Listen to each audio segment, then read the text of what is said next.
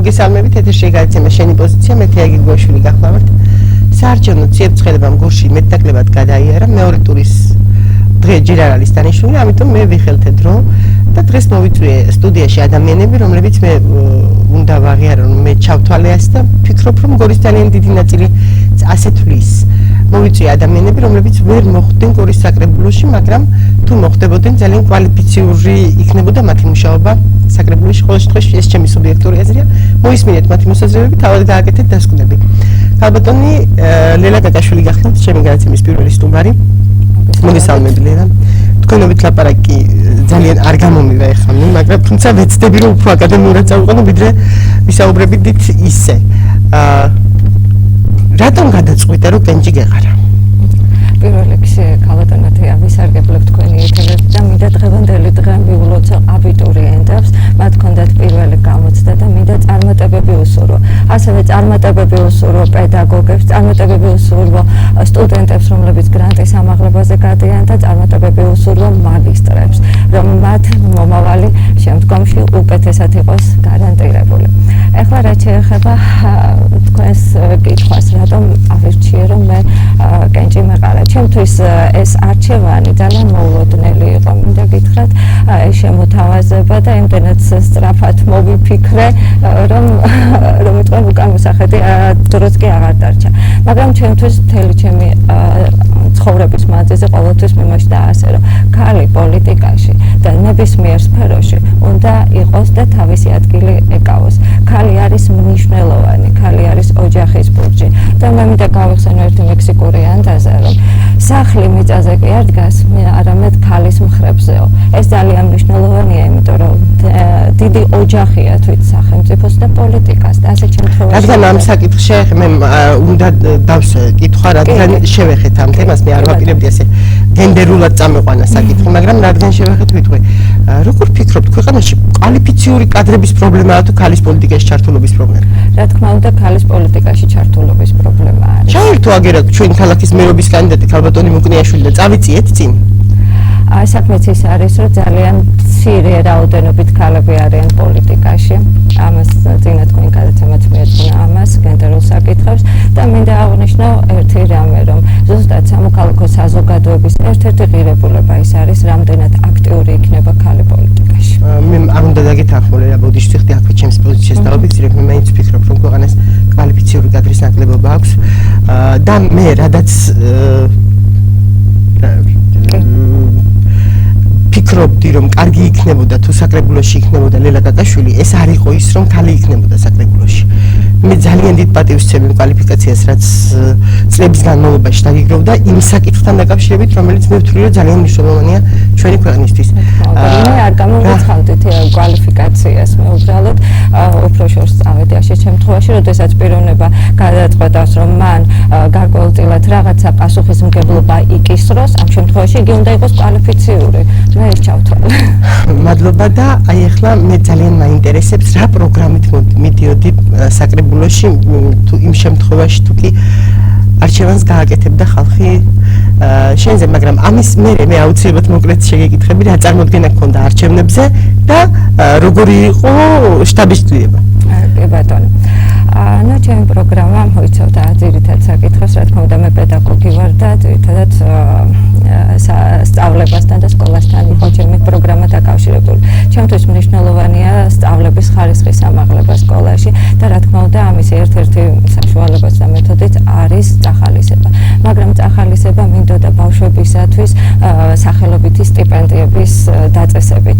ასეთი სახელობითი სტიპენდიები შეიძლებოდა პედაგოგებისათვის. ჩვენ გორში არაერთი წარმატებული პედაგოგი გვყავს და შეიძლებოდა რომ მათი ფორუმი მოგვეწყო და აი ამ ფორუმის შემდეგ წარმატებული გაკვეთილები გარკვეულ წიგნათაც გამოსულიყო, რაც შემდგომში დამხმარე ლიტერატურა იქნებოდა. ერთი რამ უნდა ვიკითხო, სწორედ რადგან განათლების სისტემაზე ვსაუბრობთ ჩვენ და ადგილობრივ დონეზე რამდენად შეიძლება მოხდეს ის, რომ ამის წინ Facebook-ზე მე ჩემი აზრი მაქვს, თუ განსხვავებულია პოზიცია, რა თქმა უნდა სიამოვნებით მოვისმენ, ერთგვარი ანეკდოტიც კი დადიოდა, რომ სპეციალისტი მოიწვიესო, რომ გაეზომაო ჩვენი განათლების სისტემის მდგომარეობა და პულსი არ ისინჯებაო თქვენს განათლების სისტემასო.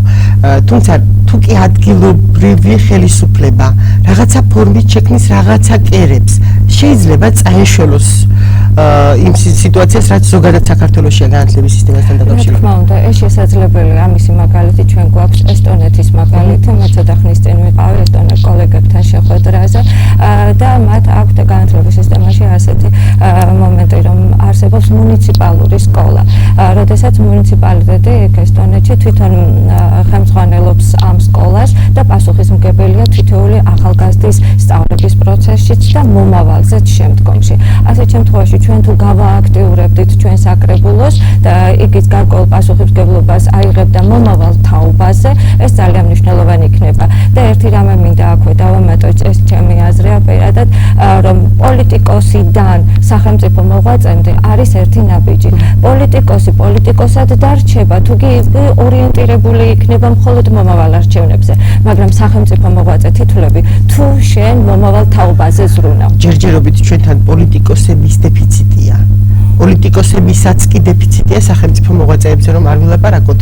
ცხოვრობთ არჩევნებიდან არჩევნებამდე, ფაქტია და ვერ გავცდით იმას, რომ ამ პერიოდში ვაკეთოთ ისე საქმეები, რომ არჩევნების წინ ორი კვირით არ მოგვიწიოს რაღაცა პროექტების ნაჩქარევად გაკეთება, რომ ხმები მოვაპოვოთ, თუმცა ჩვენ ვილაპარაკობთ ძალიან მნიშვნელოვან საკითხზე, რომელიც საკითხსაც ცუდად კი არ მიეხედა ჩვენს ქვეყანაში, პრაქტიკულად უგულისხმოდ დაგვრჩა. ანუ ყველა ხელისუფლების ყველა შტო აკეთებს ხოლმე აპელირებას არჩევნების წინ, რა თქმა უნდა, საკითხზე მოვაგვარებ ინფრასტრუქტურულ პროექტებს, პენსიონერებს დავეხმარები და სოციალური საკითხები ამ მნიშვნელოვანი, იმიტომ რომ ჩვენს ქვეყანაში პრაქტიკულად შიმშილის ზღვარზე მყოფი ადამიანი ძალიან ბევრია, მაგრამ რა დააშავეს ბავშვებმა? ის სეგმენტი, რომელიც უმნიშვნელოვანესია ქვეყნისთვის და ხდება ქვეყნიდან გადინება. არ ვლაპარაკობ მე ქალაქში როგორ დავტოვოთ ბავშვები, როგორ დავტოვოთ საერთოდ ქვეყანაში ბავშვები, რომელსაც უმოწყალოთ ფლანგავთ, მიდიან მერე სხვა ქვეყანაში და ის ქვეყანა კარგად იყენებს ჩვენს ინტელექტუალურ რესურსს. როგორ უნდა რა უნდა მოვახდინოთ, როგორ უნდა წავახალისოთ ეს ბავშვები, რომ ქვეყნიდან არ მოხდეს აი ამ ყველაფრის გატანა. წახალისების მრავალი მეთოდი არსებობს და როგორც თქვი სახელობითი სტიპენდიებისა, ასევე შეიძლება ძალიან მრავლად მოპოვებული იქნეს თუნდაც საკრებულოს საშუალებით აკადემიური პროექტები. და აი ამ აკადემიურ პროექტებში ჩართვით, როგორც საშუალო სკოლის მოსწავლეების, ასევე უმაღლესი სასწავლებლის სტუდენტების ჩართვა გარკვეულწილად დააკავებდა მათ ადგილებს, როდესაც ისინი უკვე მაღალკვალიფიციური სპეციალისტები იქნებიან, რა თქმა უნდა, კონკურენტული არიანი ბაზრის დროს ისინი თავიანთ ადგილს ვიპოვებიან და რეალისტებიან ისევ ჩვენს ქვეყანაში. და ეს ჩვენი ქალაქის მაგალითზეც, აი ამდენი ბევრი წლის განმავლობაში ბევრ თაობასთან მქონია შეხება და მე შემიძლია ძალიან თამამად ხომაღლა გარკვევით თქვა, რომ ერთ-ერთი საუკეთესო პედაგოგი ხარ ჩვენი ქალაქის. არ მithქვამს ახლა მე კომპლიმენტი. რამდენად შესაძლებელია, რომ ჩვენი ქალაქის მაგალითზეც მოხდეს იგივე რაც ქვეყნის მაგალითზე ვთქვით, შეიძლება რომ ჩვენს პატარა ქალაქში ის ინტელექტუალური რესურსი, რომელიც თუნდაც გორის უნივერსიტეტში არ აბარებს და მიდის თბილისში და მე უკვე ის ბავშვი უკან მობრუნება შემთხვევა რამდენია სტატისტიკა, რა თქმა უნდა ჩვენს ქვეყანაში როგორც სხვა არაფერ შეარზებობს. აქაც არ არსებობს, მაგრამ ვიცით ხო, რომ უკან ბავშვები აღარ ბრუნდებიან. როგორ შეიძლება რომ ეს ბავშვები დავტოვოთ უნივერსიტეტში, რომელიც ძალიან შთამბეჭდავად გამოიყურება ყოველ შემთხვევაში გარედან მე ვერ გეტყვით ჩინით რა ხდება. ფაქტია რომ ბავშვები ნაკადი, რომელიც უნდა რჩებოდეს გორში და რომელიც მომავალი უნდა იყოს ჩვენი ქალაქის, გაედინება ქალაქიდან. როგორ უნდა მოვახდინოთ აი ამ ყველაფრის მობილიზებას? აქ შეიძლება გამოყოთ ერთი საკითხი, რომ ბავშვებს დავეხმაროთ თვითონ თავიდანვე პროფესიის არჩევაში. პროფესიის არჩევა სკოლიდანვე და ისევ საკრებულოს დახმარებით შეიძლებოდა. როდესაც შეიძლება რომ ბავშვი მაგალითად ამბობს მოსწავლე, რომ მე მინდა უცხო ენას დავეუფლო. ასეთ შემთხვევაში შეიძლება თუნდაც ერთკვირიანი პრაქტიკა ისეთ ორგანიზაციაში, სადაც ის იმუშავებს. ასეთ დროს იგი სწორ არჩევას გააკეთებს, მართლა სურს ეს პროფესია თუ არ სურს. ეხლა როგორც ვიცით, მოდურად შემოვიდა ეკონომისტობა, იმიტომ რომ აქედან ფინანსური ანაზღაურებიდან გამომდინარე. და როდესაც ბავშვი სწორად აირჩევს პროფესიას, იგი თავის თავს ადვილად რეალიზებაც გახდეს, თუნდაც გორის ფარგლებში. აი ეს ორიენტაციაზე ვლაპარაკობთ ახლა ჩვენს ქვეყანაში უკვე რამოდენიმე ათეული წელია, რაცაც მე ვუყურებ, არის მოდური პროფესიები. მოდური პროფესია იყო ჯერ სამედიცინო, მერე იყო იურიდიული და გამოდის ესე რომ რაღაცა პერიოდულობით გვიგროვდება რაღაცა სპეციალისტები, რომლებიც ვერ რეალიზდებიან და პრაქტიკულად ახლა მივედით იმ ფაქტამდე, როცა პედაგოგების ნაკლებობა კი არა უკვე დეფიციტში წავიდა რამდენადაც ვიცი. ნამდვილად ძალიან მცირე აბარებს პედაგოგიურზე, იმიტომ რომ ნახულობენ, ხედავენ რომ პედაგოგებს დაფასება არ აქვს, ასე რომ ვთქვათ და უარს ამბობენ უმეტესობა პედაგოგებზე. მე გითხრათ, საკმაოდ გამიკვირდა შარშან, ორმა ჩემმა მოსწავლემ ისტორიულზე ჩააბარა გორის უნივერსიტეტში და საკმაოდ წარმატებით ისტორიაში უმაღლესი შეფასებები ჰქონდათ ორივეს და ძალიან გახარებული ვიყავ, რა თქმა უნდა. მათ გვერდით ვდგევარ, ახლა თუ რამე აკადემიურ პროექტს ვნახავ, რომ ამ ბავშვებს დავეხმარო, ისინი მართლა რეალიზდნენ უკვე რეალურად, თუნდაც სკოლის ფარგლებში. მე იმიტომ ვახსენე პროფესიებზე ორიენტაცია, რომ მან იგრძნოს ის მინუსი, ის პლუსი, რაც ამ პროფესიას აქვს. ნამდვილად შეუძლია იმის გაკეთება თუ არა. კი, ასეთ შემთხვევაში თავკომბალასავით ერთ პროფესიაში თავმოყრილი ისინი პროფესიონალები არ გვეყოლება, იმიტომ რომ ესენი უკვე პროფესიონალები აღარ არიან. და მე ვღებულობთ ხო 5 წლის განმავლობაში სხვაგან მომუშავეს და ბანკის თანამშრომლის პრაქტიკულად, რომლებიც მე საკუთარი პროფესიით ვეღარ მუშაობენ. და მე ახლა ერთი რამ უნდა ვიკითხო. საკრებულო, ჩვენი ქალაქის საკრებულო, უფლებები, მოვალეობები, რამდენად შეესაბამება იმ ყველაფერს, რაც ჩამოვთვალეთ ახლა, რამდენად შეუძლია საკრებულოს ჩაერიოს, გააკეთოს ეს საქმე, წაახალისოს, ან იყოს რაღაცნაირად, როგორ ვთქვა, წამხალისებელი არა, რაღაცნაირად რომ წამოწიოს ეს თემა, ინიციატორი, თუმცა სხვა ადამიანები უნდა აკეთებდნენ ამ საქმეს, მაგრამ რამდენად შეიძლება რომ სახელმწიფო იყოს ამ ყველაფერში ინიციატორი და ამ შემთხვევაში საკრებულო ლაპარაკობ ჩვენს ქალაქში. რა თქმა უნდა, საკრებულო შეუძლია თვითრეგულაციების განხორციელება ადგილებზე, ამ შემთხვევაში გორში. და მე ვიტყოდი ასეთ რამეს, რომ ამხელა პრემიებს რომ იღებენ იმ თანხებიდან, თუნდაც საქველმოქმედო ფონდად ეს გარკვეული ფონდი შეიქმნას ამ სტიპენდიანტებისა. ნამდვილად შეძლებენ ესენი იყოს. კიდევ ერთი რამ მაინტერესებს, ხშირად წუწუნებს ხოლმე საზოგადოება, რომ ჩვენმა ეპოქამ გენიოსი ვერ შვა. იქნება არის ჩვენს გარშემო გენიოსი და ვერ გავაჩნევთ. როგორ უნდა მოხდეს ამ ყველაფრის გამოვლინება, აღმოჩენა, როგორ უნდა ჩაერიოს, რა დოზით და როგორ უნდა გამოავლინოს სახელმწიფო, როგორ პროგრამა რა უნდა არსებობდეს, რომ ჩვენს ქალაქში თუ კი ჩემს გვერდით ზის დაუშვათ გალაქტიონი, მე შემნიშნო ის. ასეთი რამე სავსებით შეიძლება მასწავლებელმა კლასში ყოველთვის იცის, ვის აქვს მიდრეკილება საგნებიდან, ვის საითკენ აქვს მიდრეკილება, ჰუმანიტარი თუ ტექნიკური. მაგრამ ბავშვს, როდესაც უჭირს გადაადგილება თუნდაც ისეთ ოლიმპიადებზე წასასვლელად, რომელიც მის პროფესიულ ზრდაში შემდგომში დაეხმარება თუნდაც პროფესიის არჩევაში, აი ამ დროს უნდა ჩაერიოს ხელისუფლება, რათა მას ხელი შეუწყოს თუნდაც ამ შემთხვევაში თბილისამდე გადაადგილებაში, თუნდაც ისეთი ოლიმპიადებში და კონფერენციებში მონაწილეობაზე, ხელმისაწვდომობაზეა საუბარი. აი ამ დაეხმაროს კომუნიკაციაში ამ ხელმისაწვდომობასთან. ჩვენ რაც ვილაპარაკეთ ახლა პრაქტიკულად განუხორციელებელი არაფერია. რისი პრობლემა უფრო დგას, როგორ ფიქრობთ? გულისხმიერების თუ ფინანსური პრობლემები გვაქვს? თუ იქნება გულისხმიერება, გაგვიგე არა, თუ გული გულობს, გადაური ხელით იჭმევაო და თუ გულისხმიერება იქნება, რა თქმა უნდა, ფინანსები ყოველთვის გამოიწებნება. თორე არაერთი პედაგოგი ვიცი მე, რომ საკუთარი ხარჯებით აკეთებს ყოველივე ამას, რომ აი ამ პატარებს, მოსწავლეებს ხელი შეუწყოს. და რამდენად მოყვებიან ბავშვები, მე ვიცი ეგეთი პედაგოგი და მაგითო შეკითხვას პირდაპირ დავსვამ, რამდენად მოყვებიან ბავშვები, რამდენად არიან მოტივირებული, იქნება მოტივაციის პრობლემა დგას. არ არის. და არა იმ ყველაფრის. აი ახლა გეტყვით ერთ მაგალითს, რახან მაგალითზე მოვიდა საუბარი, თქვენ იცით რომ საქართველოში არქეოლოგი ეს არ არის პოპულარული პროგრამა. ძალიან მნიშვნელოვანია. ნუ მე ახლა ჩემი მე-9 კლასში გადავიდნენ უკვე 2 შევარჩიე, რომლებმაც წარმატებით გამოცდა ჰქონდა ჩააბარეს 10-იანები მივიღეთ, მოველაპარაკე მოქალაქეებში არქეოლოგიური გათხრების დირექტორს და 2 დღით რეალურ არქეოლოგებად უნდა ექცნენ. უნდა წავიყვანონ მოქალაქეებში, იქ დაგვხვდებიან 2 დღე ვთხრით.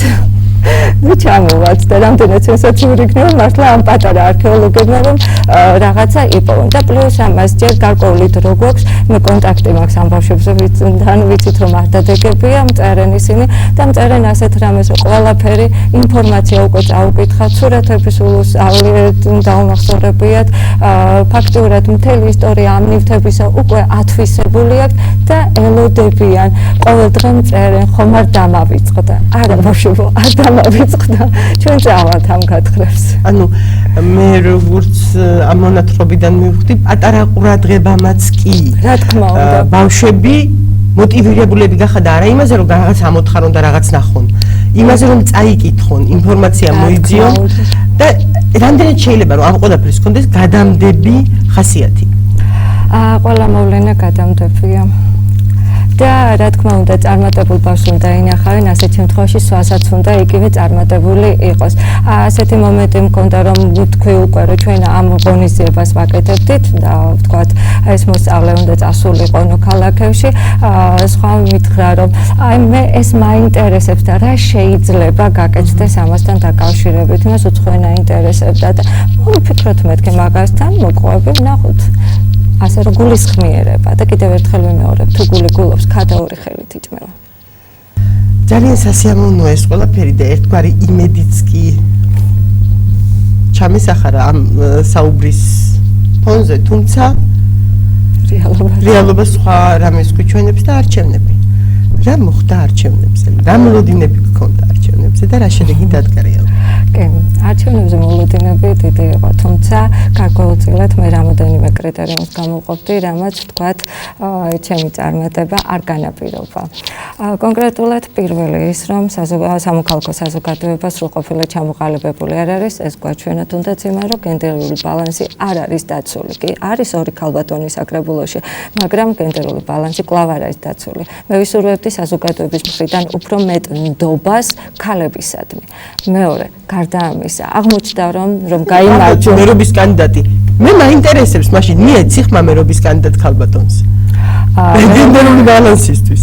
მერობის კანდიდატისათვის ნამდვილად არ მიმიცი ამ ეტაპზე, მაგრამ სხვა კანდიდატს მაგალითად მე რო ყოფილიყავი ჭალასადგურში, თამაროდი შევაშვის აუცილებლად მიცემდი ხმა ეს, იმიტომ რომ პროფესიონალი მოგიწვიეთ ადამიანები, ვისაც მე ვისურვებდი.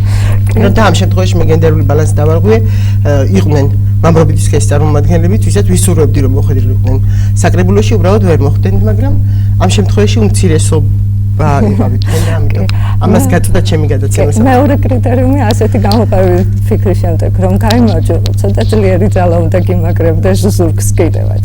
და მესამე კრიტერიუმი ესე ბრეხტის სიტყვებით მინდა გითხრათ ესეთი რამე. პოლიტიკა ერთ-ერთი ის პროფესია, რომლის წარმომადგენლებიც თავიანთ საარსებო საშუალებას მოიპოვებენ ტრაბახით. და ვიტყოდი, ალბათ ცოტა ვიტრაბახე. იქნებ დრო გქონდა ცოტა სატრაბახო. ესეც კი, მაგრამ ეტყობა ცოტა ვიტრაბახე და ერთი კითხვა უნდა დავსვა აუცილებლად. ძლიერი ზურგზე, ანუ ძლიერ ძალაზე იყო ლაპარაკი და მოდით ვიქნები უფრო გულწრფელი და გულახდილი. ბიძინა ივანიშვილის სახელი და გვარი ინერციით მოქმედებს, რასაც მე ვერ გეტყვით რამხელა ინერცია აქვს და როგორ მოქმედებს, მაგრამ ფაქტია რომ ინერციით მოქმედებს და ფაქტია რომ ისევ ბიძინა ივანიშვილის სახელი მოქმედებს დღეს არჩევნებში. მე ერთი შეკითხვა მაქვს, როდესაც ხოლმე პარტიები მე გადაცემა მიყავს მესამე წელია და მეტად თუ ნაკლებად ვერ ყვევი ამ საკითხში. ყალიბდებიან თავიანთ სიებზე და ეძებენ იმ სახეებს, რომლებიც აუცილებლად მოუტანს ხმებს. მე მაინტერესებს, არ დაინტერესდა ძლიერი პოლიტიკური ძალა. ამ შემთხვევაში დაინტერესებული იყვნენ ასეთ შემთხვევაში ქალბატონი თამარის და მეც მოვჩნდებოდით შემოთავაზებას მაინც გაგვიკეთებდნენ. ვიცი, იქნებ გამორჩათ, რა მე ვერ გეტყვი, მაგრამ კიდევ ერთხელ ვამბობ, ამას ჩემთვის არ აქვს პოლიტიკური გადაწყვეტილება. ჩვენს კიდევ არიან ძალიან ბევრი კვალიფიციური და პროფესიონალი ადამიანები, ქალბატონები და მათაც გაუკეთებდნენ ასევე. მინდა გითხრათ, რომ ბატონებიც არიან ისეთები, უბრალოდ მე დღევანდელი გადაცემაზე აღარ ავხსენი, კარგად რატომ ვერ თუმცა მე კიდევ ერთხელ ვამბობ, რომ თუ არის ბევრი კვალიფიციური ადამიანი კიდევ მხოლოდ მისასალმებელია ეს ყველაფერი და რა რეკომენდაციებს მისცემთ საკრებულოს, რა უნდა გააკეთოს? რა არის თეაიცი ძნელია საკრებულოს მუშაობა არ არის ხო მარტო საკრებულოს მუშაობა, მათი მუშაობა ჩემი ხვალინდელი დღეა. რა თქმა უნდა. აი ამიტომ მაინტერესებს რეკომენდაციები რა როგორ უნდა დაიწყონ მუშაობა, თუნდაც ამ საკითხებზე, რაც უმნიშვნელოვანესია ქვეყნისთვის, ვიდრე განათლების სისტემა არ აშენდება, ვიცით ალბათ ყველამ რომ ქვეყანას არაფერი ეშველება. კი, ეს ცოტა ძნელია რეკომენდაცია მისცე გამარჯვებულ ადამიანებს, იმიტომ რომ ისინი თავიანთი პროგრამით თავიანთი პროგრამით არიან მოსულები. მე ვისურვებდი როგორც ჭეშმარიტი გორელი ამ შემთხვევაში, რომ მათი მუშაობა ყოფილიყოს ეფექტური და წარმატებული. სხვა შემთხვევაში კვლავ დილემის წინაშე წავედგა. აუცილებლად იმედი გაგიცრო, იმიტომ რომ მთელი წინა საარჩევნო პერიოდის განმავლობაში პროგრამებს ვიკვლევდი. და ვეძებდი და მე რომ გითხრა რომ ჩამოყალიბებულ პროგრამას რომელსაც ვიცი რომ რომელიღაცა ძალა აი ამ პროგრამით მიდის ვერ ვიპოვე და აი ამიტომ გეკითხები რა პროგრამით სხვათა შორის მეც წავიკითხე თითქმის ყველას პროგრამა და ყველას ხაზგასმით აქვს განათლების საკითხი დასმული აი მე ვისურვებდი სასიამოვნო იქნებოდა თუ აი ამ განათლებას მიაქცევდნენ ყურადღებას ამიტომ მე წეღან თქვი რომ სახელმწიფო მოღვაწეත් რომ ჩამოყალიბდეს ადამიანი მომავალ თაობაზე უნდა იზრუნოს მეთქი მომავალი თაობა კიდე ზუსტად განათლების საკითხთან არის დაკავშირებული რამე თუ ყველამ ვიცით რომ ნებისმიერი საზოგადოების საწყისით და დასასრულით განათლება არის ერთიდან მეორეზე გადასვლის ამ შემთხვევაში და კიდევ ერთი კითხვა უნდა მოგწე იმ შემთხვევაში თუ კი შემოგთავაზებენ რომ რაღაცა ფორმით რჩევები მისცე ამ რჩევებთან საბჭო ან რაღაცა ეს შეიქმნება მე ვერ გეტყვი რამდენად შეიქმნება ეს რაღაცა სოციალურ ქსელში გაჟღერებულ თემას გეუბნები ხა დათანხმდები თანამშრომლობაზე თუ ეს ჩემი მოსწავლეებისათვის, ჩემი ხალხისათვის მისაღები იქნება, ნამდვილად დავთანხმდები. თუ მარტო ზერელე სიტყვები იქნება და შირმად ვიქნები, ნამდვილად დავთანხმდები.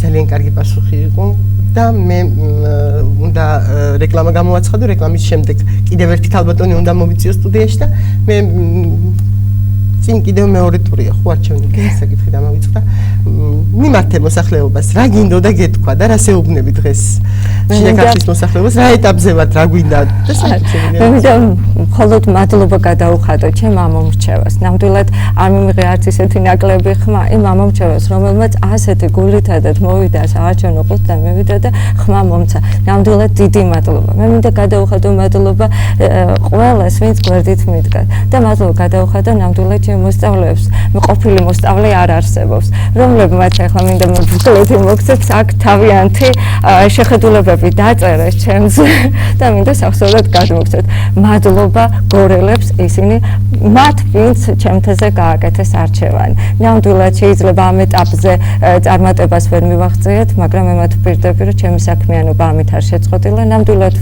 ვფიქრობ და ვაპირებ რომ იდეურ და უფრო ენერგიულ ადამიანებთან ერთად გავაგრძელო ჩემი საქმიანობა.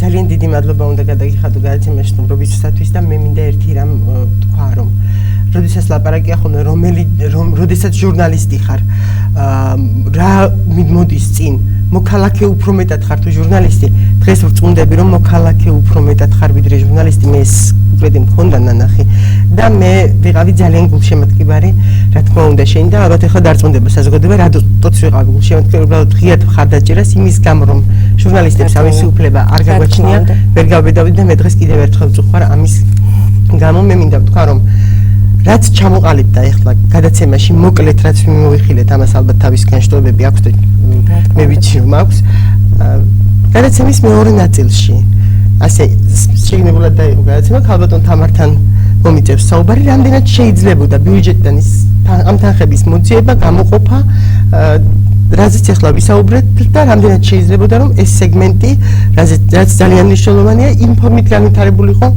როგორი ხედვაც ქალბატონ ლელა კაკაშვილს ჰქონდა მე მინდა დავამშვიდობო მაყურებელს ნახვამდის გადაცემის მეორე ნაწილამდე დროებით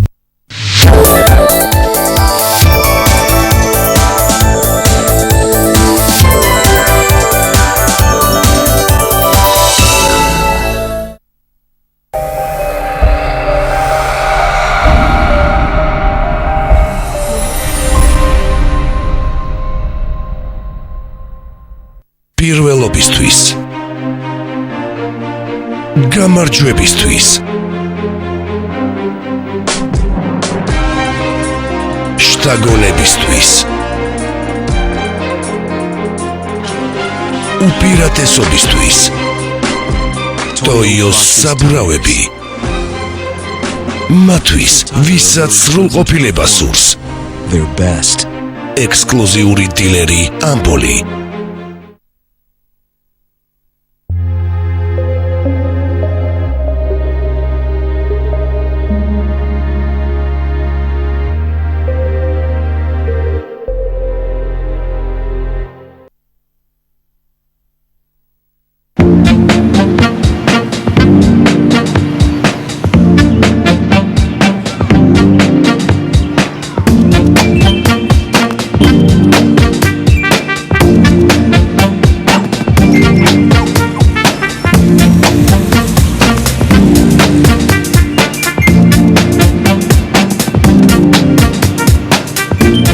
ხშირად გასაგებია უსიტყვოდ. მაქთივინი ბინებისა და ოფისებისთვის ნებისმიერი დიზაინის, ავეჯისა და კარის დამზადება, დიზაინერის უფასო კონსულტაცია, უმაღლესი ხარისხი, მოხერხებულობა და ფუნქციონალურობა. მისამართი: ქალაქი თბილისი, წერეთლის 117, მაღაზია ოპარტი. პიკოლაქსი. ეფექტური საფაღარათო საშუალება. პიკოლაქსი გამოდის ტაბლეტების და წვეთების სახით. პიკოლაქსი ინიშნება მოზრდილებში და ბავშვებში 4 წლის ასაკიდან. პიკოლაქსი მოგიხსნით შეკრულობის პრობლემას. გამოყენებისას გაეცანით ინსტრუქციას. გვერდითი მოვლენების შესახებ დეტალური ინფორმაციის მისაღებად მიმართეთ ექიმს. პირველობისთვის. გამარჯვებისთვის. შთაგონებისთვის. უპირატესობისთვის. ტოიოს საბურავები. მათთვის, ვისაც სრულყოფილება სურს. Their best. ექსკლუზიური დილერი ამპოლი. შეიძინე სმარტფონი მხოლოდ ტექნობუმში, თვეში მხოლოდ 10 ლარად და მოიგე 10 ოროთახიანი ბინა თბილისში, 10 ავტომობილი Mercedes-Benz და სუპერპრიზი 9 მილიონი ლარი. კომპანია TCF Georgia გთავაზობთ სასოფლო-სამეურნეო პროდუქციის ხილისა და ბოსტნეულის შესაფუთ საშუალებებს. TCF Georgia-ში წარმოებული ყუთები და პადონები დამზადებულია ევროსტანდარტით და მინიჭებული აქვს საერთაშორისო სერტიფიკატი. გამოიყენება როგორც შიდა, ასევე საექსპორტო გადაზიდვების დროს. დარეკეთ 0426 21 0111. ზოდი პლუსი უკვე გორშია. განაახლეთ თქვენი სახლი. შეიძინეთ ჩვენთან სხვადასხვა ქვეყნიდან შემოტანილი 300-ზე მეტი დასახელების კარი და 250-ზე მეტი სახეობის ქვები, კვარცი, მარმარილო, გრანიტი, ტრავერტირი, შიდა კარი 180 ლარიდან, ლითონის კარი 210 ლარიდან. ხოლო ზოდი პლუსში შეგიძლიათ შეიძინოთ სოფლიოში ცნობილი ბრენდის Kimstone-ის კვარცისგან დამზადებული სამზარეულოს ზედაპირი. მოქმედებს 0%-იანი განვადება. გვეწვიეთ ქალაქი გორი, ჭავჭავაძის ნომერი 45, კინოთეატრი გამარჯვების შენობა, ტელეფონი 577 27 06 06.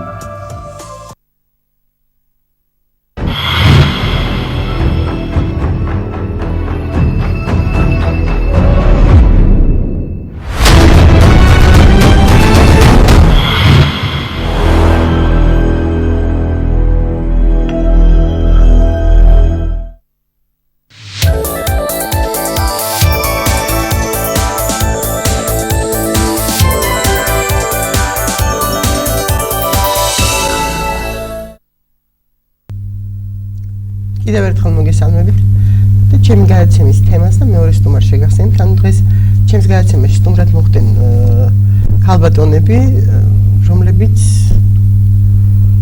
კარგი ავტორიტეტით სარგებლობდნენ საზოგადოებაში. ყოველთვის მე მაგალითად შემიძლია ვთქვა, რომ როდესაც მჭირდება ხოლმე გადაცემაში კვალიფიციური ადამიანი ბიუჯეტთან დაკავშირებით, აუცილებლად ქალბატონ თამარს ვიწევ და ძალიან საინტერესოა და მე მაგალითად ძალიან მივესალმებოდი თუ კი ჩვენ საკრებულოში იქნებოდით წარმოდგენილი. რადგან ეს ასე არ მოხდა ქალბატონ თამარ, მოდით ვიდრე შევაფასებთ რა მოხდა, რატომ მიდიოდით საკრებულოში, რა იყო თქვენი მიზანი?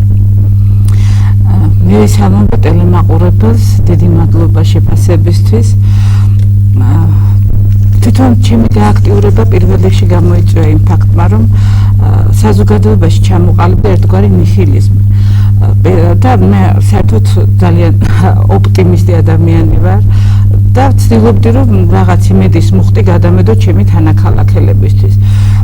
იცით რომ მუშაობდი 15 წელი საჯარო სამსახურში, შემდეგ გადავერთე კერძო სექტორში, აბსოლუტურად რადიკალურად საპირისპირო მხარეს მაკროეკონომიკიდან გადავერთე მიკროეკონომიკაში, მაგრამ მიუხედავად იმისა, რომ სფერო შევიცვალე, ჩემთან ორგანიზაციებს არ გაუწყვეტიათ ურთიერთობა, მუდმივად მაკითხავდნენ კონსულტაციაზე, რჩევებს მეკითხებოდნენ, გარკვეულ მომსახურებას უწევდი მათ და ამიტომ დროთა განმავლობაში ჩამოყალიბდა იმის მოთხოვნა, რომ თუნდაც ადგილობრივი სისმართლეობის დონეზე სანამ იქნება მიღებული არასწორი ნორმატიული აქტი, ჯობია მიიღო მონაწილეობა ამ აქტის შექმნაში, რომ რაც შეიძლება ნაკლები დრო და რესურსი დაიკარგოს რაღაცა არასწორი მიმართულებით ამა თუ იმ სექტორის განვითარებაზე. ამიტომ გადავწყვიტე, რომ ჩემი გამოცდილება, რომ თაროზე შემომედო ის დრო აღარ იყო და მინდოდა, რომ ეს ჩემი პროფესია ჩამეყენებინა ხალხის სამსახურში. ეს იყო ჩემი მოკრძალებული შეთავაზება ჩემი ქალაქელებისა. და ვის გაკეთებას აპირებდით კონკრეტულად საკრებულოში? რა კუთხით აპირებდით წარგემართათ მუშაობა? ანუ ბრძანეთ და მე დავსავალ კითხვას.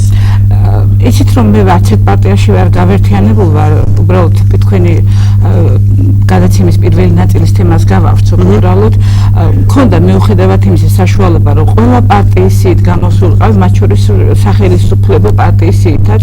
მე შემოგთავაზათ ოცნებაში? ადგილობრივთან არა, მაგრამ რა მკითხეთ? შემოგთავაზათ ოცნებამ სიაში ჩას. ადგილობრივმა ორგანიზაციამ არა, მე მქონდა ცენტრთან ურთიერთობა, სადაც საინფორმაციო ართა გაცვლა გამოცვლა მოხდა და იქ გაიგეს ჩემი პოზიცია, რომ მე არც ერთი პარტიის ლოგოთი არ ვაპირებდი მონაწილეობის მიღებას, იმიტომ რომ ჯერჯერობით მე რასაც უყურებ პარტიის შინა განაწესში და სტრუქტურას ძალიან მიჭირს. რომელ პარტიაზე ლაპარაკი? ალბათ თამარ 7 პარტიაზე ვლაპარაკობთ ახლა თუ კონკრეტულად ქართულ ოცნებაზე? ოცნებაზე და დანარჩენ ოპოზიციურ პარტიებზე. არა, მე პარტიაზე ზედმეტი მომივიდა იქიდან გავიდნენ რაღაცები, ხო?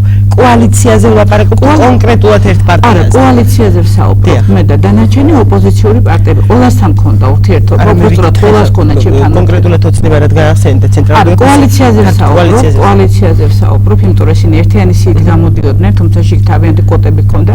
მე ძალიან მიჭირს დღეს რომელიმე პარტიას დავაბრალო შიდა დისციპლინა.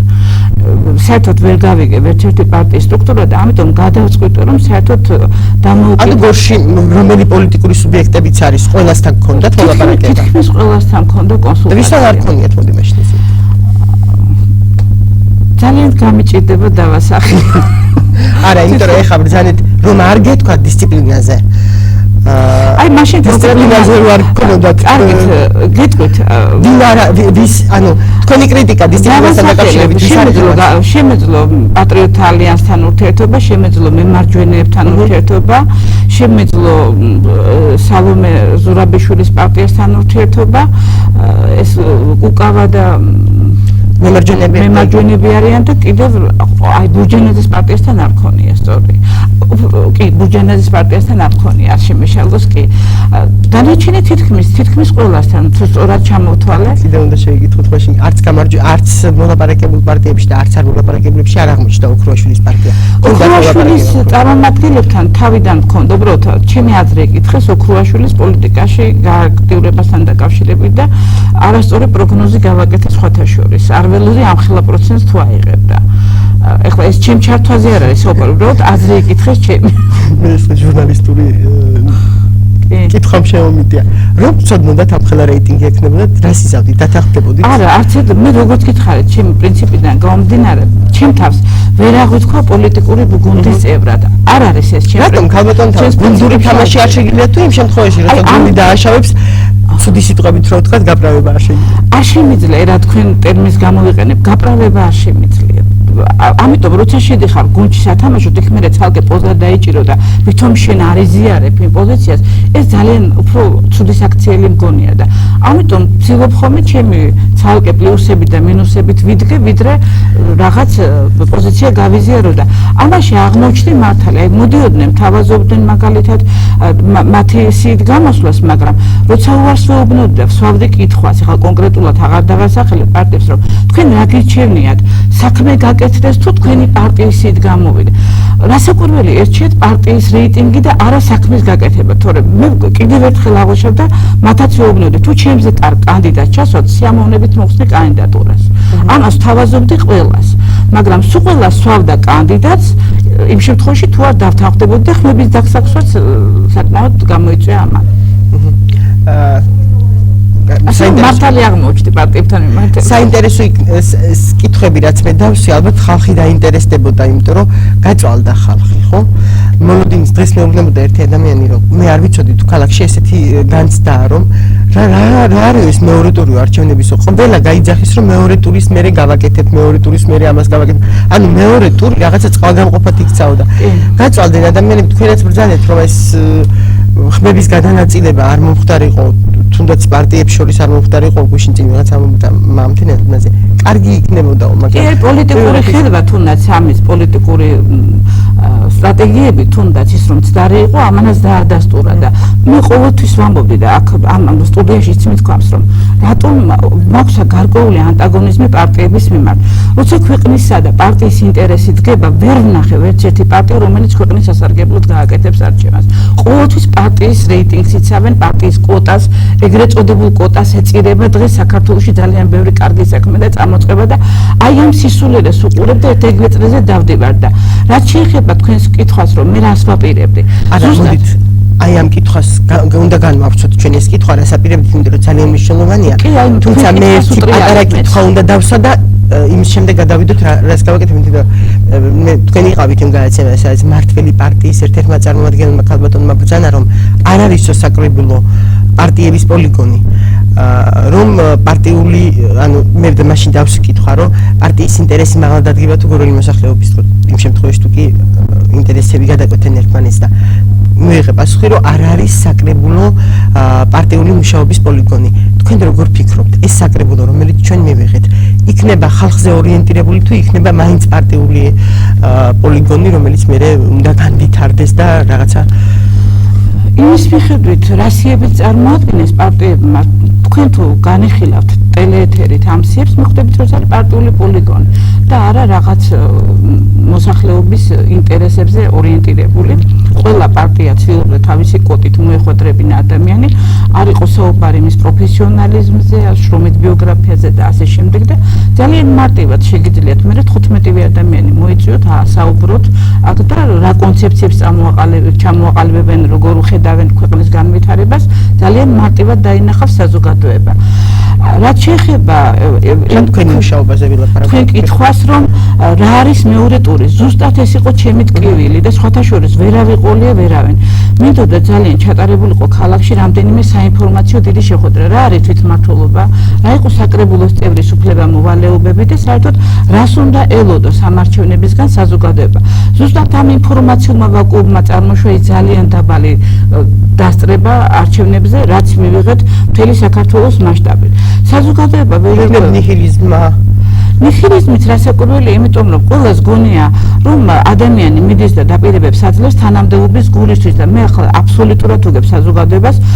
რომლებსაც ვეუბნეოდი რომ მე სამსახურისგან მოუწყვეტლად ხელფასის ანაზღაურების გარეშე ვაპირებ ხალხის სამსახურში ყოფნას ის რომ გარკვეულმა ნაწილმა ეს ვერ წარმოედგინა და ვერ დაიჯერა აბსოლუტურად უთანაგწნობ მე იმიტომ რომ იმედის გაცხრების ძალიან ბევრი შემთხვევა ქონდა და შეუძლებელია ადამიანს ყველაფერი ჯეროდეს იმდენად ჩინოვნიკებს მაღალ ხელფასს აღარ ედავებიან ხო უნდაც კი პრემიებს მაინც თუ აიღებთ ხო საერთოდ თამასა წესიერი ადამიანი ძალიან დაბლა დავწიეთ საზოგადოებამ ჩვენ საზოგადოებრივი მორალი ძალიან მინიმუმამდე დავიყვანეთ და თუ ადამიანი რაღაც გამოკვეთილ უბედურებას არ ჩაიდენს უკვე ვიძახით რომ ჯანდაბას იყოს უკვე მისაღებია ჩვენთვის ეხლა კონკრეტულად მე ზუსტად ეს მინდოდა რომ თვითმმართველობის არსი გაეგო საზოგადოებას და როგორ მაგალითად ჩემი უბანი იყო ელექტროფიკაცია რომელსაც აქვს გაზის პრობლემა გაზიფიკაციის პრობლემა სადგური რომელზეც ახლა მიდის საკანალიზაციო სამუშაოები ჭალა სადაც თითოეულ კორპუსს მისასვლელი აქვს გაუბედურებული და ძალიან ძნელად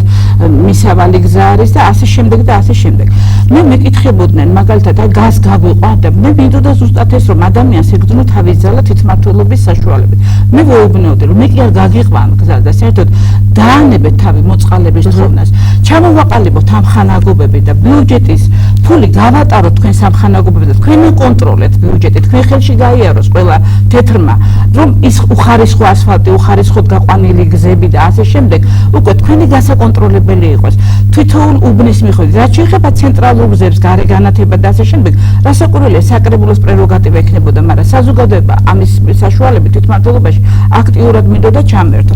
ეხლა აი ამას რასაც პირდობოდი, ბუნებრივია, ამ ყველაფრის განხორციელება მოითხოვდა ბიუჯეტის უმკაცრესად გაკონტროლებას, ჩატარებული და ჩასატარებელი ტენდერების უმკაცრეს მონიტორინგს ჩემი მხრიდან და ასევე სავაპირედი საჯარო მოხელების შესარჩევ კონკურსებში მაქსიმალურად საზოგადოების ჩართვას, იმიტომ რომ საქართველოში ყველაზე დიდი პრობლემა არის გაუნათლებლობის არაპროფესიონალიზმის პრობლემა. ჩვენ ძალიან შევეჩვეთ ფსევდო ზნეობას, ფსევდო ღირებულებებს, ფსევდო განათლებას, ფსევდო დიპლომებს, ფსევდო მომსახურებას, ყველაფერი გადადის ზედაპირზე. არაფერს არ უღმავდები და აი ამიტომ მინდოდა ამ სამი ძირითადი ბერკეტით საზოგადოება მაქსიმალურად ტონუსში მყოლოდა და მობილიზებული, რომ ერთხელ და სამუდამოდ მოწყალება კერეთხოვოს საჯარო მოხელისგან. მოსთხოვოს მოხელეს, რომ შენ ჩემი დაქირავებული ხარ, ჩემი ჯიბიდან ამოღებული ფულით იღებ ხელფასად, პრემიასად და რასაც აკეთებ. ეს ჩემი ჯიბიდან არის ამოღებული და აქვე ვიტყვი, რომ უხარისხოდ გაკეთებული ეს იმას ნიშნავს, რომ ჩვენი ჯიბიდან მეორედ უნდა ამოიყვან ფული და ამიტომ საზოგადოება მინდოდა მაქსიმალურად თავის ძალებში დამერწმუნებინა. ეს იყო ჩემი გადაწყვეტილებები და გეგმები. ჩვენ შევეხეთ განათლებას, მე ამ საკითხს დაუბრუნდები კიდევ, იმიტომ რომ ძალიან კარგი ამ ბრძანეთ ეხლა და წინ ნაწილში ჩვენ შევეხეთ განათლების პრობლემას, რომელშიც თანხმდებით ალბათ ყველა ადამიანი, ვინც ამ ქვეყანას რამესთან შეხება გქონია, რომ სერიოზული პრობლემაა. რაც თქვა ლელა კაკაშვილმა ჩემი გადაცემაში, რამდენად შესაძლებელია, რომ ჩვენი ბიუჯეტით იქნას დაფინანსებული თუნდაც ახალისება კონკრეტული მოსწავლეების, ახალისება კონკრეტული პედაგოგების, რაიმე სახის და ტიპის კონკურსების ჩატარება, რომ ადგილზე იქნას გამოვლენილი ნიჭიერი ბავშვები ამა თუ იმ სფეროში. და მე შევთავაზოთ ფართო საზოგადოებას ეს ხო. რამდენად შეიძლება, რომ ეს ადგილობრივმა ბიუჯეტმა თუმცა ლელა ამბობდა, რომ თუ ეს ყველაფერი გაკეთდა, მაგ შემთხვევაში ახალის მოტივაცია გაეზდებათ ბავშვებს, რომლებიც ამის წინ ბატონმა ჯირკოლიშვილი ბრძანა, რომ სკოლაში არ დადიანო ბავშვებიო. და აი თუ მოტივაცია გაიზრდება, იქნება ბავშვი წიგნამდე მივიყვაროთ, მე სკოლაზე ვერაფერს ვიტყვი. გეტყვით პირველ რიგში ქალბატონ ლელა კაკაშვილს უდასტურებ ჩემ პატივისცემას, იმიტომ რომ ჩემთვის ყველაზე მტკივნეული საქართველოში განათლების პრობლემაა და ვთვლი, რომ სანამ განათლებაში არ ჩატარდება ძირეული რეფორმა, ჩვენ არ უნდა ვიოცნებოთ აყვავებული ეკონომიკაზე და სხვა იმ სიკეთეებზე, რომელსაც კვირდება ყველა ამორჩეველი. აქვე ვიტყვი, რომ მიუხედავად ყველაფრისა, დრო მოიტანა ის, რომ კარგს კარგი ქვია და ცუცური დაერქვა და ამის მაგალითია ქალბატონი ლელა კაკაშვილი, რომელთან მოხვედრაც ყველა მოსწავლისთვის არის სასურველი. ისე რომ ყველაფერს დროს ვერ დავაბრალებთ, ბევრი რამ ჩვენზეა ხოლმე დამოკიდებული და ხარისხი და ნიჭიერება ისეთი რამ არის, როგორც არ უნდა დამალო, მაინც ვერ დაიმალება. შრომამ და გულისხმიერებამ პლუს კიდე ამ ყველაფერთან ერთად. აქვე აღნიშნა, რომ განათლება არ არის ლოკალური პრობლემა, არის სტრატეგიული პრობლემა, ძირეული პრობლემაა ჩვენი ქვეყნის და სანამ პედაგოგის პროფესია არ გახდება ყველაზე თავისუფალი, ყველაზე დამოუკიდებელი და მაღალანაზღაურებადი, სანამ პედაგოგს საარჩევნო მასალა ნედლეულად არ განიხილავენ, მანამ ჩვენ ქვეყანას არაფერი არ დაადგება. მე ძალიან მიჭირს ხოლმე საარჩევნო შტაბებთან პედაგოგების დანახვა. ყველაზე ძალიან ამას გამოუყევა მდგომარეობიდან. და ლელა კაკაშვილი თავისი დამოუკიდებლობის ხარისხით არის ერთ-ერთი საუკეთესო ნიმუში იმისა და როგორც მინიმუმ პედაგოგებს მისცემდა ტონს. რაც შეეხება ხა მოსწავლე ახალგაზრდობისა და სტუდენტების ხელშეწყობას. მე მინდა გითხრათ, რომ პირველი აი ეს არჩევნები თვითმმართველობის არის ტესტირება თვითონ კანონის, იმიტომ რომ გადასახადები არის ძალიან მცირე, ანუ ადგილობრივი რესურსი არის ძალიან მცირე პირველ ამ არჩეულ საკრებულოსთვის გამოყოფილი და ძირითადად დამოკიდებული არის ცენტრალურ ხელისუფლებაზე. პრაქტიკულად ხონებაც არ არის გადმოცემული ხო ჯერ? ნაწილი გასამიჯნია და ცენტრალურ ხელისუფლებაზე მიზნობრივ ტრანსფერზეა დამოკიდებული. მაგრამ იმის მიხედვით მოსწავლეთა წახალისება, მცირე წახალისების პროგრამები შეიძლება განხორციელდეს, თუმცა მასიურად ამ პირველ ეტაპზე სტუდენტებისთვის რაიმე წახალისების გაკეთება სტაბილურად სტიპენდიების დამატების გზით ძალიან ძნელი იქნებოდა. მაგრამ ერთ რამეს აქვს ძალიან დიდი მნიშვნელობა. ყველა კანონი რეალიზებას გადის ადგილებზე. ანუ კარგია თუ ცუდია პარლამენტში მიღებული კანონი ადგილებზე ვიგებთ. ანუ მოდით მე ამას განმავრცობ, რისი თქმა გნებავთ, რომ შეიძლება კანონი ცუდი იყოს, მით უმეტეს ახალი მიღებული კანონია, ჯერ სატესტია ჩვენს ქვეყანაში, ჯერ დემოკრატია, მაგრამ კონკრეტულ პიროვნებებზეა დამოკიდებული, ვინც ამ კანონს ამას ბრძანებს, ამას გეკითხებით. რატომ უნდა იყოს საკრებულო ზუსტად მაგიტომ უსახავს პროფესიონალებით და დამოუკიდებელი ადამიანებით დაკომპლექტებული, იმიტომ რომ ჩვენს ქვეყანაში მლიქნელობის ხარისხი ავიდა პატრონყმობის ხარისხამდე. პატრონყმური წყობილება ჩამოყალიბდა და მნიშვნელობამ ისეთ მასშტაბებს მიაღწია. ამიტომ ზემოდან როგორი ცუდი ინიციატივაც არ უნდა წამოვიდეს და ამის მაგალითი იყო მაგალითად საბავშვო ბაღების შენობების წართმევა ბავშვებისთვის. ეს იყო რაღაც უპრეცედენტო შემთხვევა. მე ვფიქრობ მთელი მსოფლიოს მასშტაბით, რომ ბავშვებს წაართვა შენობები. იმ დროს, როცა მილიარდებია მიღებული ტოლვილების დასასახლებლად. ხო, ეს იყო რაღაცა გაუგონარი ჩემთვის.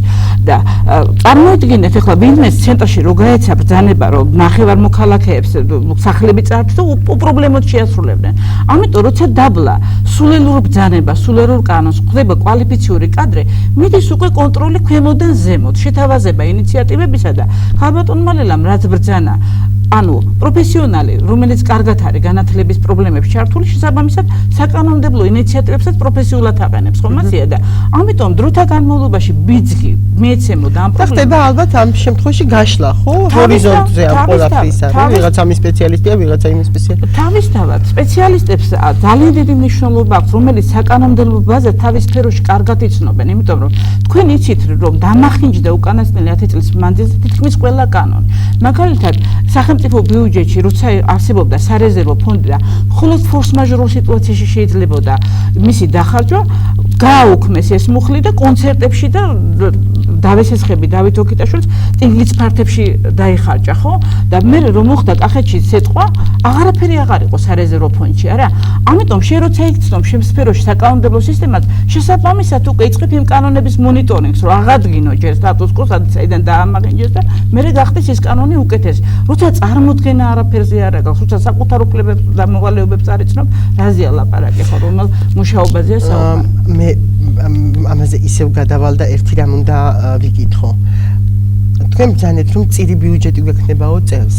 იმ მიზეზებიდან გამომდინარე, რაც თვითმმართველობის კანონში ჩაიდო, მაგრამ მე უნდა შესაძლებაზეც ვკითხეთ, ხო, რეკლამის დროს, რამდენად აქვს ქალაქს უფლება ეკონომიკური საქმიანობა აწარმოოს?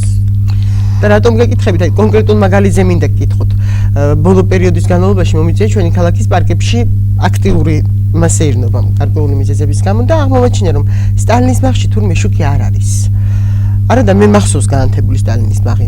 მაშინ როცა შეიძლება რომ იქ რაღაცა გაქირავდეს რაღაც ტერიტორია, ისევე როგორც ახალბაღი, ახალბაღზე აღარ ლაპარაკობ, ბეტონი დაასხეს ნახევრად არ დაასხეს, დაიფშყალა რაღაცა. აი ამას გეუბნებით ყოველდღიურად რაც დავდივარ და პლუს მაგას აქეთ რჩება ის აუთვისებელი რესურსი და მეორე მხარეს რჩებიან ახალგაზრდები, რომლებიც ამბობენ, რომ არ არსებობს ჩვენს ქალაქში ადგილი, სადაც შეიძლება ადამიანი მივიდეს და გაერთოს, დაჯდეს Wi-Fi არსებობდეს იქ, არსებობდეს თუნდაც რაღაცა ფართის მოსაწყობი ადგილი, ბევრი რაღაც შეიძლება, ხო, დასვენების პარკთან წარმოვიდგინოთ. რამდენად შეიძლება რომ ეს ყველაფერი, ეს რესურსი გამოყენებული იქნას ჩვენი მუნიციპალიტეტის მხრიდან ისე რომ რაღაცა შემოსავალი მოიტანოს დამატებით. კი ბატონო, მოგახსენებთ. და კიდევ ბევრი რამ მე ეს კონკრეტული ორი მაგალითი მოვიყვანე, რასაც მე გასაგებია.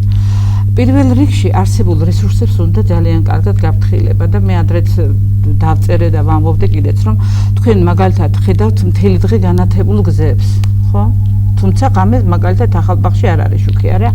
და ამიტომ სტალინის ბაღში არ არის, ანუ ფანტანზე არ არის განათება. მაგრამ მთელი დღე განათებულ უბნებს და ქუჩებს ხშირად.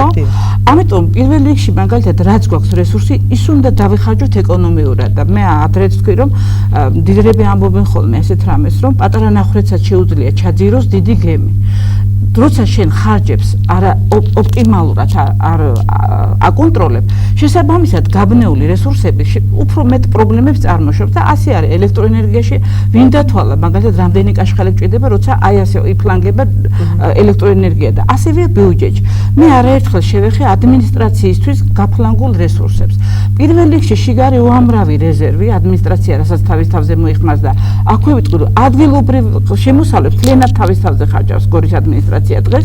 ჯერ იქ შიგარი ძალიან დიდი რესურსი 365 ადამიანი მუშაობს, ხო? მაშინ 365 და ახლა ორგანიზაციებში დარეკვებით მიღებული და ისე ნათესავების და ახლობლებზე აღარ არის საუბარი. აბსოლუტურად ყველა დარგი იძირება აი ამ ზედმეტი ადამიანების გამო. და ამ დროს შეუძლია რა უპროცენტო სესხის გაცემაც კი მართალია ფინანსთა მინისტრთან შეთანხმებით, მაგრამ აი ამ ადამიანებს ელემენტარულად კარგმა მენეჯერმა რო შესთავაზოს, რომ მოდი მთელი წელი პენსიას ხუთყვილად გაძლევა რა, მოდი უპროცენტო სესხს მოგცემ და რამე სამუშაო ადგილი შექმენი, რაღაცა მცირე ბიზნესი შექმენი, ხო? აი ამისი უფლება, ამას გეკითხებით, სწორედ რამდენად აქვს ამის აქვს საკრებულოს, ადგილობრივი საკრებულოს უფლებამოსილებაში წერია, რომ სესხის გაცემაც კი შეუძლია, თუმცა ფინანსთა მინისტრთან შეთანხმებით, მაგრამ ამას უნდა კარგი მენეჯმენტი, კარგი დათვლა უნდა და კარგი იდეების მობილიზება. იგივე ატენის ხელა, ანუ ჩვენი რესურსების გამოყენება როგორ შეგვიძლია? ბუნებრივი რესურსები გორის რაიონში და გორში, ახლა კონკრეტულად გორში არის საუბარი, დაწყებული მაგალითად გეტყვით კვერნაკის თიხამიწით იწარმოებოდა სანტექნიკის მასალები, კაფელი, უნიტაზები და ასე შემდეგ. ანუ მცირე ბიზნესისთვის არის ნედლეული საკმარისი. ვტორი იმდენია მაგალითად ახლა გორის რაიონის საკრებულოს ჩვენთვის ახლა უცხო არ არის, ბიზნეს წლებში იმდენია ვტორის შემცველობა, რომ ადგილობრივი ძალებით კბილის პასტაც კი იწარმოებოდა. აღარაფერს ვლაპარაკობ ბალნეოლოგიურ წყლებზე, გორიჯვრისა და ასე შემდეგ. ჩვენ ნედლეული გვაქვს და ზუსტად მაგიტომ ძალიან სახელმწიფო რაში უნდა ჩაერიოს აი ამ შემთხვევაში, როგორ უნდა წაახალისოს, რომ ეს ყველაფერი რაც გვაქვს და ატენის ხეობა, სადაც ადამიანები მივდივართ, მიდიანს არ ვიტყვი, იმიტომ რომ ყველას სარგებლობთ იმ ხეობით, მაგრამ ისეა დაბინძურებული უკვე, რომ იქ ასლაც კი შეუძლებელია არამც თუ იმის გამოყენება დასასვენებლად, ან საქეიფოდ, ან პიკნიკისთვის, ან რაღაცა ესთვისთვის. კი, ახლა რასაც ვიტყვი, ალბათ აღშფოთდებიან ქართველები, მაგრამ საზღვარგარეთ ასე არის. საერთოდ როცა არის რეკრეაციული ზონები, იქ არის გარკვეული მოსაკრებელი, რომელიც იმ ადგილების დასუფთავებას ხმარდება. ჩვენ მივდივართ იქ რაღაცა უბედურებას. ჩვენ არ მივდივართ იქ, ხო? სიღარიბის ზღვარს მიღმაყოფი ადამიანები. რადგან არსებობს გამოყოფილი თანხა, რომლითაც შეგვიძლია გავერთოთ იმ შაბათ-კვირა, ალბათ ეს უნდა არსებობდეს ასე ვთქვი. და ამიტომ მაგას ვიძახი ზუსტად, კარგი მენეჯმენტი უნდა, ცოდნა უნდა, საზღვარგარეთის კარგი გამოცდილების გაზიარება უნდა და ღმერთმა მოგცა იმდენი რესურსი, რომ მისი ბიუჯეტში მიმართვა ნამდვილად შეიძლება. ანუ ჩვენს ქალაქში იმის გარდა, რასაც სახელმწიფო გამოყოფს თანხას, რამ წირ ბიუჯეტზე საუბრობ, ამის გარდა ეკონომიკური საქმეების მოზიდვა შეიძლება აუცილებლად ეს ჩვეულებრივი ძალიან ისეთი მარტივი გამოცდილების გადმოღება შეიძლება. აქ არ არის ახალი ველოსიპედის და რაიმე ნოუ-ჰაუს გამოგონება საჭირო. უბრალოდ ადამიანი უნდა იყოს ინფორმირებული იმ დარგში, რასაც ხელს მოკიდებს. ძალიან დიდი მადლობა და ახლა ერთი რამ უნდა გკითხოთ, იმიტომ რომ ანიშნებენ რომ ცოტა დრო დაგვრჩა თქვენ ბრძანეთ წეღან საზოგადოების გააქტიურებაზე და როდესაც გაქვს ადამიანს პრეტენზია, თუნდაც ამბიცია დავარქვათ, გნებავთ პრეტენზია, რომ მე იმედი ნიჰილიზმია და მე უფრო იმედიანი ვარ და ასე მოვიქცევი, რომ რამენაირად იმედისხივი ჩაუსახო ადამიანებს. კი, თქვენ არ მოგცეს ხმა, კი, მოხდა ის რაც მოხდა, მაგრამ ბრძანეთ წეღან ძალიან საინტერესო რამ, რომ ამ ხანაგობების დონეზე გადიოდეს თანხა, რომელსაც აკონტროლებსო საზოგადოება. რამდენად აქტიური იქნებით, როგორც მოქალაქე? როგორც მოქალაქე, ახლა ალბათ არ დამჭირდება დიდი დარწმუნება აქამდეც აქტიური ვიყავი და ამის შემდეგ კიდევ უფრო აქტიური. ამ კუთხით გეუბნებით სწორედ. არსებობენ, ხო, არსებობენ არჩეული მაჟორიტარები უკვე, აბსოლუტურად სხვა სისტემას ვხებულობთ. რამდენად გააკონტროლებთ იმ ხალხთან ერთად, ვინც სხვაზე გააკეთა არჩევანი, თქვენი უბნის მაჟორიტარს? პირიქით, მე ვფიქრობ, რომ უფრო გააქტიურების დროა, იმიტომ რომ მე დავინახე ის სუსტი წერტილები, რომელიც გვაქვს საზოგადოებას და რომელზეც მე წარმოდგენა არ მქონდა. ასე რომ მე ამ არჩევნების მერე უფრო აქტიურ ცხოვრებას გეგმავ, თუნდაც იმიტომ რომ ის რასაც მეკითხებოდნენ და მე თავს არ დამცა იმან, რომ არავინ არ იმუშავა სამოქალაქო ცნობიერების ამაღლებაზე, რომ სამივე ბიულეტინში თუ ერთი ციფრი არ შემოხაზა, ხო გაყავდება ბიულეტინი არა? თუნდაც საზოგადოება ამ დონემდე არ უნდა დაიყვანო და პატივი უნდა ისე შენ ამომრჩევას და ძალიან ბევრი ცარიელი სუსტი ადგილი დავინახე, რომლის ამოვსებაზე აუცილებლად ბევრს ვიმუშავებ.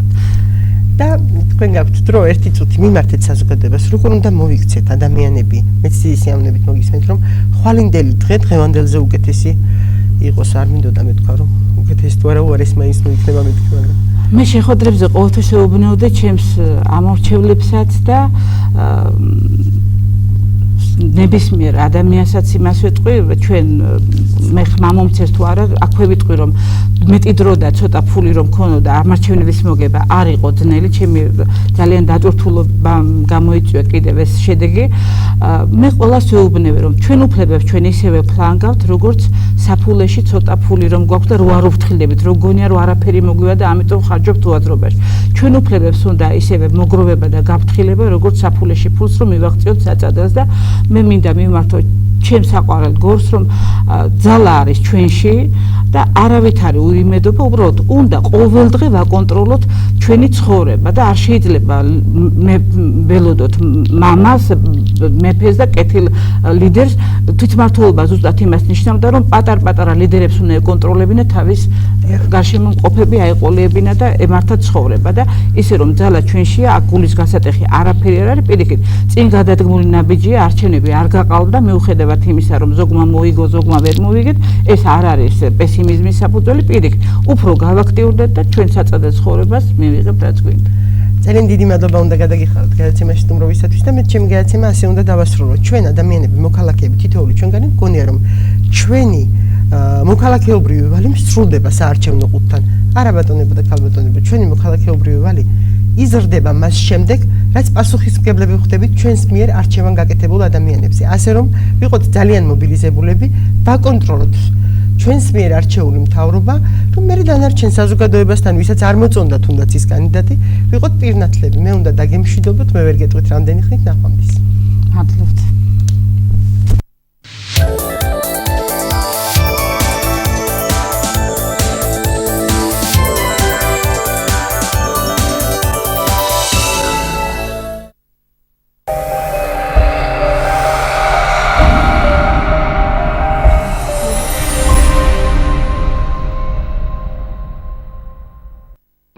სიცოცხლე მშვენიერია, შენ კი გტანჯავს ალერგია.